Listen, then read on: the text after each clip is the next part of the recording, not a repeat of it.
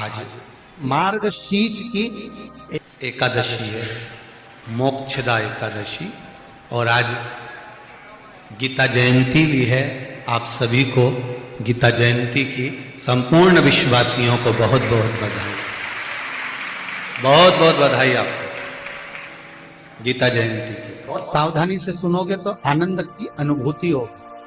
कई लोगों के तो हृदय के संशय मिट जाएंगे कि मार्गशीर्ष मास में ही एकादशी का उद्यापन क्यों होता है, बाकी के महीनों में क्यों नहीं तो बैसाख में लोग कर ले, माघ महीने कर ले, कोई और अच्छा महीना ढूंढकर उसमें कर ले, कार्तिक आदिक में। पर मार्गशीर्ष मास में कार्तिक का महीना पूर्ण होगा और कार्तिक की पूर्णिमा के बाद मार्गशीर्ष मास लग जाएगा बस। तो इस महीने में जो उद्यापन एकादशी का होता है, उसका प्रमाण, उसका आनंद, उसका सुख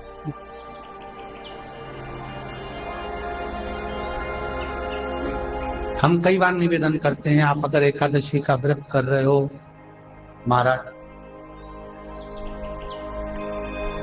पूरे साल एकादशी करो, मना नहीं है, पर मार्गशीर्ष मास में जो एकादशी है, स्कंद पुराण कहती है, ये दोनों एकादशी का व्रत कर कर या पूजन कर कर हम सारे दुनिया में जितने संत महात्मा जोगी सन्यासी तपस्वी साधक उपासक हुए, जिन्होंने एकादशी का व्रत करा, उनकी पुण्यता हम प्राप्त कर सकते हैं। ये केवल दो एकादशी,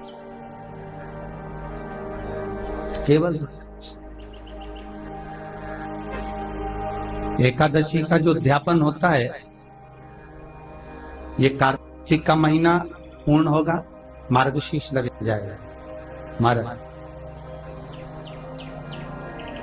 एकादशी का जो उद्यापन होता है वो केवल मार्गशीर्ष मास में ही होता है, इसके सिवाय एकादशी का उद्यापन नहीं होता।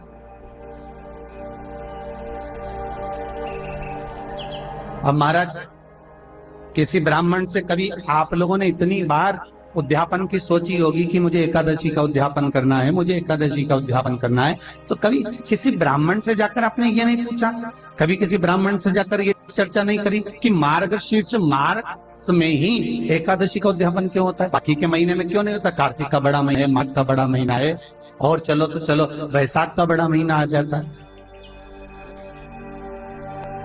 अधिक मास का बड़ा महीना आ जाता है। सारे जितने व्रत हैं आपके, चतुर्थी का व्रत हो, छठ का व्रत हो, तीज का व्रत हो, पंचमी का व्रत हो, तुम्हारा अष्टमी का व्रत हो, ये जितने व्रत होते हैं, सारे व्रतों का उद्यापन बड़ा महीना देखकर कर दिया जाता है। पर एकादशी का जो उद्यापन है केवल मार्गशीर्ष मास में ही होता है।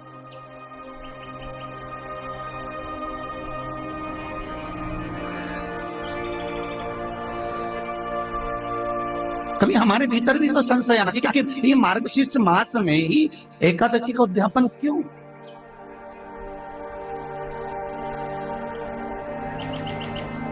सारे महीने छोड़कर हम मार्गशीर्ष मास का इंतजार करते हैं कि आए, और मार्गशीर्ष मास में आए और हम एकादशी का उद्यापन करें, हमारी एकादशी पूर्ण हो जाए, और मार्गशीर्ष मास का इंतजार करते करते करते करते महाराज, सुग्रीव के मामा दधिमुख जिनका नाम है, वो अपने शरीर को ये विचार करते थे कि मेरा शरीर भगवान ने दिया तो दिया क्यों? महाराज, कभी कभी एकांत में बैठकर विचार कर लिया करो। आप जितने लोग टीवी पे कथा सुन रहे हो, चाहे मोबाइल पे सुन रहे हो, कभी कभी विचार कर लिया करो कि हमारा जन्म क्यों हुआ है। सुग्रीव के मामा दधिमुख जी बैठे विचार करते, रोज प्रतिदिन किसी न किसी संत के सानिध्य में पहुंच जाते, किसी सदगुरु की शरणागति में पहुंचकर, और यही पहला प्रश्न रखते कि मुझे, मेरा संशय केवल एक है, और वो संशय मिटा दीजिए कि मेरे जन्म का कारण क्या है, मैं क्यों पृथ्वी पर जन्म लिया। दधिमुख जी ने जब बार बार प्रश्न किया, एक बार एक संत की सभा में दधिमुख जी बैठ गए। सुग्रीव के मामा दधिमुख जब संत की सभा में बैठे, संत का आगमन हुआ, आगमन हुआ,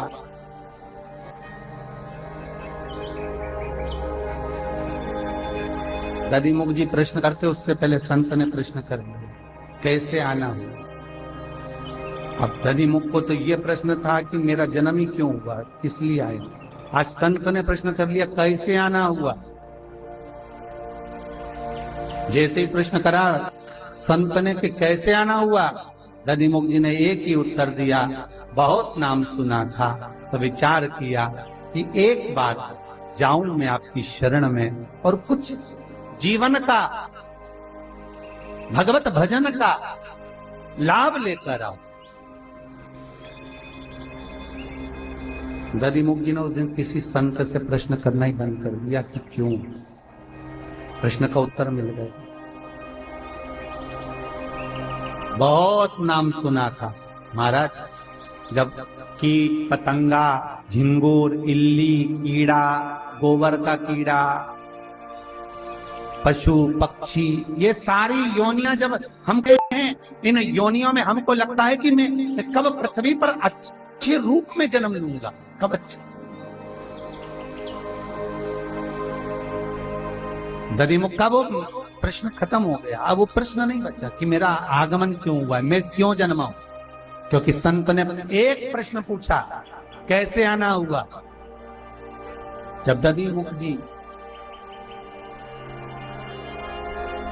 सुग्रीव के मामा, जो भगवान की भक्ति में निरंतर डूबे रहते थे, भगवत भजन कीर्तन में, मार्गशीर्ष मास था, एकादशी का दिन था। सुग्रीव के मामा दधिमुख जी ऐसी कोई एकादशी नहीं जिसको छोड़ देते हो, सारी एकादशी में पुण्य करना, दान करना, सत्कर्म करना, भजन करना, कीर्तन करना और नाम जाप में डूबे रहना। तो मार्गशीर्ष मास में एकादशी का उद्यापन क्यों?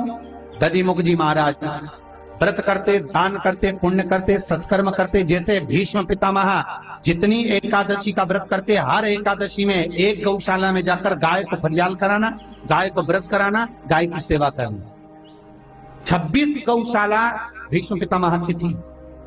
जो एकादशी पढ़ती थी भीष्म पितामह गौशाला में जाते थे, उसकी सेवा करते थे और गौ माता के साथ फलहार करते। दधिमुख जी का नियम था पुण्य अर्जन करना। एक दिन महाराज दधिमुख के सामने एक बिच्छू का,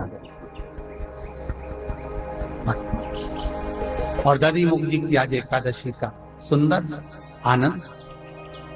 महाराज भिक्षा, महाराज भिक्षा,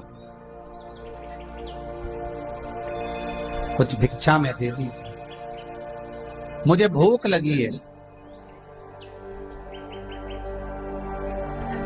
दधिमुख जी ने भिक्षा मांगने वाले से कहा कि आज तो एकादशी का दिन है और मैं आपको केवल कुछ फलाहार प्रदान कर सकता हूं, कुछ फल दे सकता, आप इन फल का सेवन करिए। भिक्षुक कहता नहीं नहीं नहीं, मैं ये फल खाता नहीं, मेरे को तो आज भोजन ही चाहिए। और महाराज अगर आप मुझे भोजन नहीं देंगे तो दोषी करेंगे। दधिमुख जी के मन में संशय भरा गया कि आज एकादशी का दिन अगर मैं किसी को अन्नदान करता हूं तो मुझे पक्षी की योनि प्राप्त हो। अगर मैं अन्न दे देता हूं एकादशी के दिन तो मुझे पक्षी की योनि मिलेगी।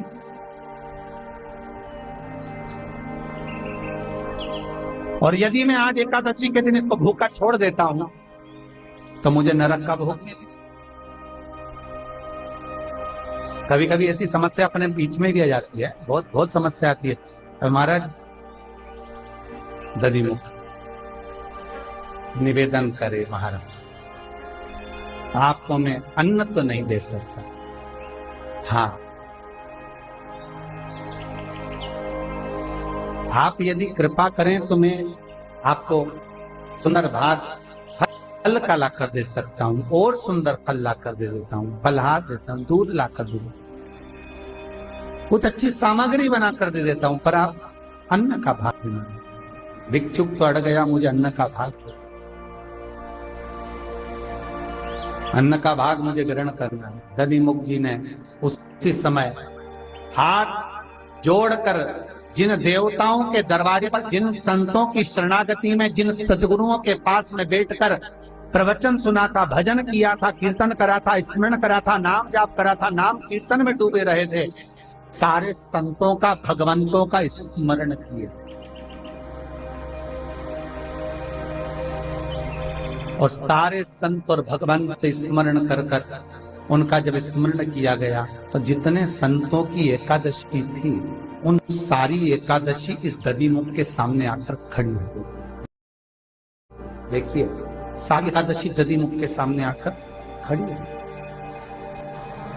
और खड़ी होकर उन एकादशी ने दधिमुख से कहा, दधिमुख तो चिंता मत, हम सूर्य नारायण से विनती करते हैं और आज का तेरा जो भाग है तुम सूर्य नारायण से विनती कर कर, सूर्य की उपासना कर कर, और आज का भाग जो भी है तो दधिमुख चिंता ना कर, सूर्य की साक्षी में तो इसको वचन दे दे कि मैं इसको भोजन कराऊं, और जैसी तुम वचन दोगे हम सूर्य को धीरे धीरे ढलवा देंगे, दूसरा दिन लग जाएगा, पालना का दिन रहेगा, तुम इसको भाग प्रदान कर दो, एकादशी का क्रम। महाराज दधिमुख जी ने कहा नहीं मान, एकादशी से करें, अगर आप ऐसा छल करोगे तो ठीक नहीं हो। एक काम करता हूं, आज मैंने जो जितनी एकादशी करी है उस सारी एकादशी का एक साथ उद्यापन कर दो, एक साथ उसको पूर्ण कर दो। महाराज मार्गशीर्ष मास में जो भिक्षुक सामने खड़ा था वो भिक्षुक नहीं था, स्वयं नारायण, स्वयं भगवान विष्णु सामने खड़े थे और खड़े होकर एकादशी उनके नजदीक में खड़ी थी और तुरंत नारायण ने कहा, सुन दधिमुख, इतनी एकादशियां हैं, 26 एकादशियों के लोग व्रत करेंगे, पर इस मार्गशीर्ष में तूने मेरा स्मरण कर कर सारे संत महात्मा जोगी सन्यासी तपस्वी साधक उपासक जितने भजनावली कीर्तनीय जितने भी हुए हैं सबका तूने स्मरण करा है, सबको तूने विराजमान करा है, सबको तू लेकर आया है, इसलिए बस यही महीना ऐसा होगा जिसमें एकादशी का उद्यापन होगा और एकादशी पूर्ण रूप से तुम्हें वर प्रदान। कितना सुंदर कहा है महाराज। पूरे महीनों में केवल एक मार्गशीर्ष मास ऐसा होता है जिसमें उद्यापन करा जाता है। और क्यों करते हैं उद्यापन? तो दधिमुख जी की कथा कहती है, जिस दिन मार्गशीर्ष मास की एकादशी का हम उद्यापन जब करते हैं, 26 एकादशियों का उद्यापन जब हम मार्गशीर्ष मास में करते हैं, सारे संत महात्मा जोगी सन्यासी साधक उपासक स्वयं 33 कोटि देवता अर्थात जितनों ने भी एकादशी करी होती है, सारी एकादशियां का पुण्य उस दिन उद्यापन के समय हमारे खाते में लिख दिया जाता है।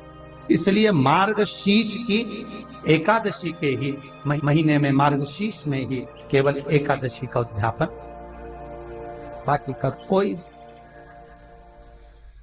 को याद रखिए, गौदान और एकादशी, श्रीमद वल्लभाचार्य जी ने मायावत का खंडन करा था जगन्नाथपुरी में, और श्रीमद वल्लभाचार्य जी ने कहा था एकादशी मरने के बाद मत दो, एकादशी जीते जी दो।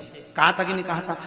जीते जी दान करिए। इसलिए जगदीश में, जगन्नाथपुरी में एकादशी उल्टी लटकी हुई है। करें आपने दर्शन, जगदीश में एकादशी को उल्टा लटकाया। क्यों? क्योंकि वल्लभ ने कहा कि एकादशी जीते जी दो। कई पंडितों कहते हैं तुम्हारे दादाजी मर गए, जब 12वें का दिन होता है ना तो पंडित जी संकल्प छुड़ाते हैं, दो एकादशी, बड़े बेटे ने 5 दे दी, छोटी बहू ने 3 दे दी, उसने 2 दे दी, उसने 2 दे दी, तो क्या तुम्हारे दादाजी भिखारी थे जो तुम्हारी एकादशियां लेकर जाएंगे? और तुम कौन होते हो दादाजी को एकादशी देने वाले? तुमने कौन सा इतने पुण्य कर लिए जो तुमने एकादशी दे दी?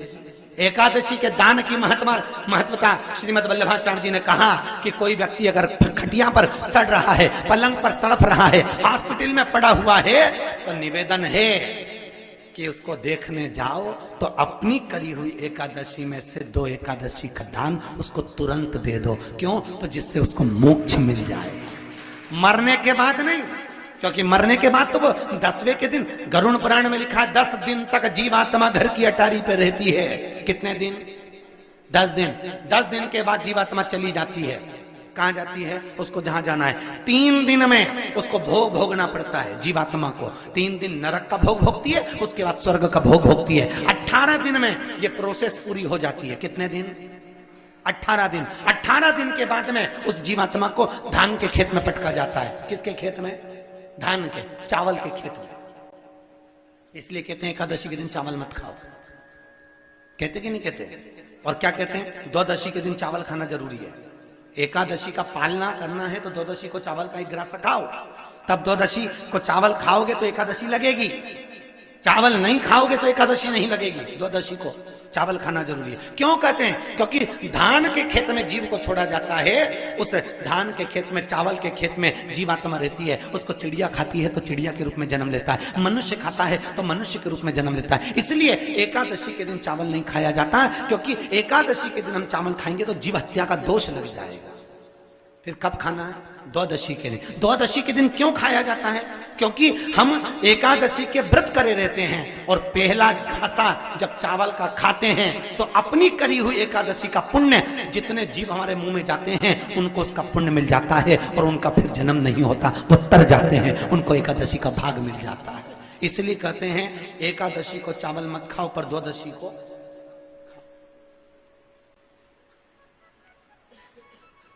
खाइए। 10 दिन तक जीवात्मा है। और आपने एकादशी कब दान दी? बोलो जम के।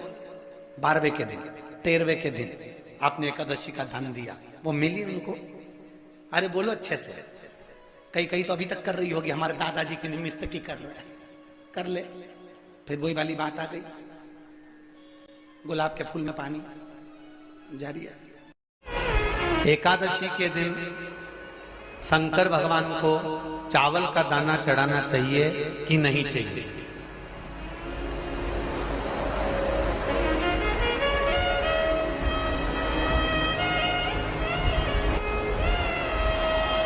बीमार व्यक्ति से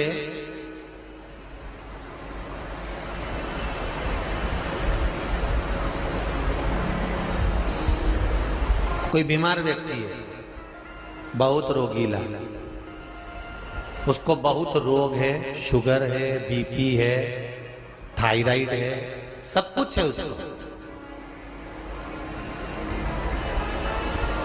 और वो रोगीला व्यक्ति जब डॉक्टर के पास जाकर पूछे, डॉक्टर साहब मेरी तबीयत ठीक नहीं रहती है, मैं बहुत कष्ट में रहती हूँ, बहुत तकलीफ है शरीर में, और अभी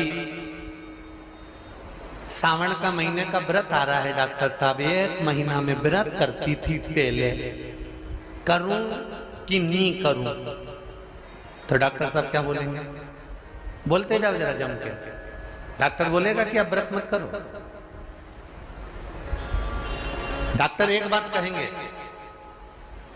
शरीर स्वस्थ रखना है, व्रत बाद में हो जाएगा, अगले वर्ष कर लेना, पर अभी शरीर को सही रखने के लिए दोनों समय अच्छे पेट भरकर सात्विक भोजन करो और अपने शरीर को ठीक करो। सात्विक भोजन अपने शरीर को, व्रत बाद में भी हो जाए, अगले वर्ष हो जाए।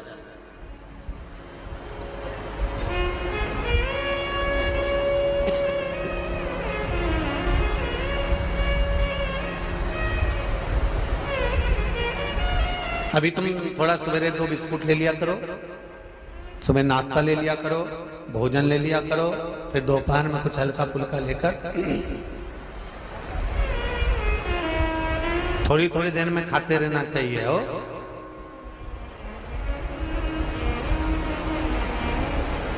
थोड़ा थोड़ा खाओ, थोड़ी थोड़ी देर में खाओ, एक साथ सुरसा जैसे मत निपटा जाए, थोड़ा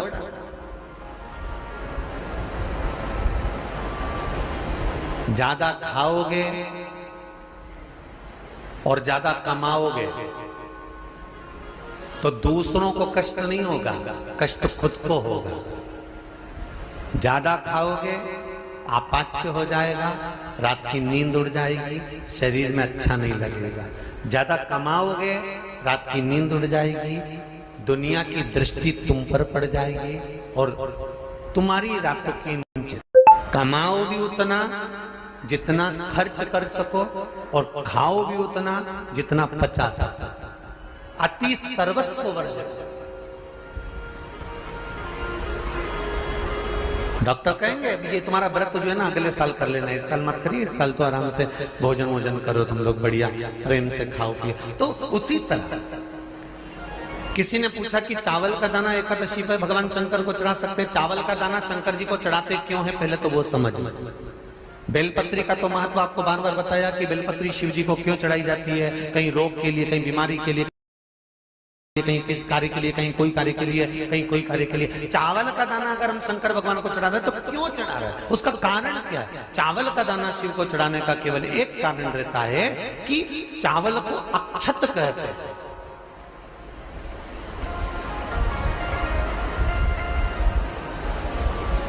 अक्षत का मतलब होता है अक्षय।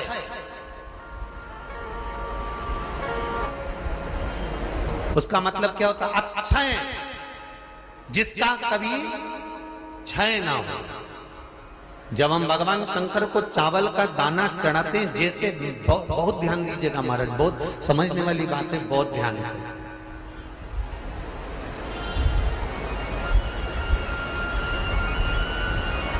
चावल का दाना हमारे मस्तक पर तिलक करने के बाद पंडित जी क्यों लगाते हैं कि भगवान जैसा समय आज चल रहा है, आप पूजन कर रहे हो, पाठ कर रहे हो, दान कर रहे हो, पुण्य कर रहे हो, सत्कर्म कर रहे हो, भजन कर रहे हो, मेरा देव अधिदेव महादेव, मेरा नारायण, मेरा सत्यनारायण भगवान, मेरा राम जी, मेरा विष्णु जी, मेरा भागवत मैया, मेरी रामायण मैया। ब्राह्मण मस्तक पर तिलक लगाने के बाद चावल इसलिए लगाता है कि जैसा समय आज चल रहा है, भगवान तुमको ऐसा ही समय बनाकर रखे और तुम ऐसे ही चार चांद लगाते रहो, दान पुण्य संकीर्तन करते रहो। इसलिए मस्तक पर चावल का दाना लगाया जाए।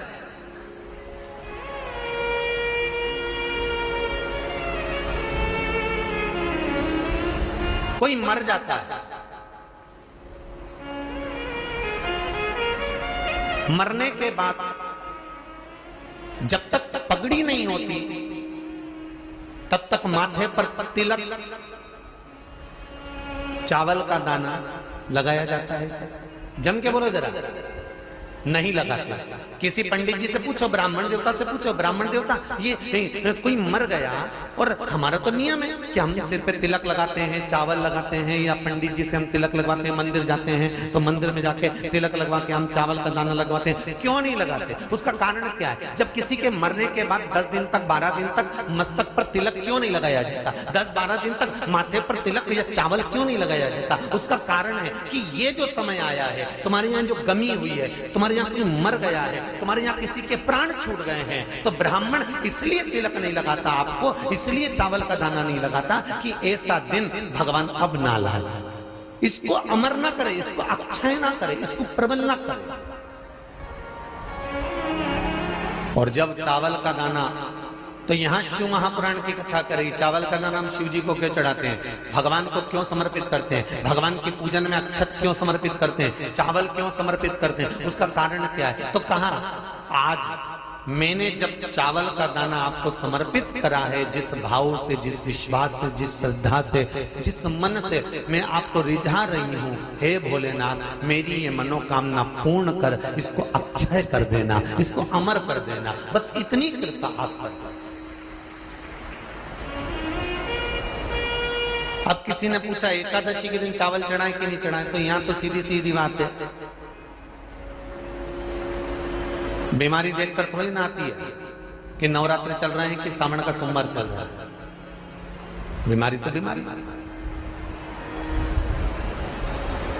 तुम चावल मत खाओ। तिरुपति कौन कौन गया? हाथ उठाओ। ठीक है। जगन्नाथ जी कौन कौन गया? हाथ उठाओ। हाँ ठीक है। द्वारका जी कौन कौन गया? हाथ उठाओ। ठीक है। बद्रीनाथ कौन कौन गया? हाथ उठाओ।